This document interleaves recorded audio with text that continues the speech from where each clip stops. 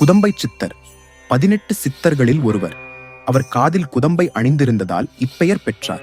அவர் மிகவும் இளம் வயதிலேயே ஞானம் பெற்றவர். ஒரு நாள் அவர் தன் குருவான அழுகணிச் சித்தரை சந்தித்தார். அழுகணிச் சித்தர் எப்போதும் அழுதுகொண்டே இருப்பார்.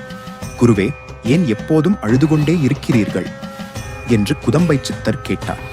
அதற்கு அழுகணிச் சித்தர், உலக மக்களின் அறியாமையையும் அவர்கள் படும் துன்பங்களையும் கண்டு நான் அழுகிறேன் என்றார்.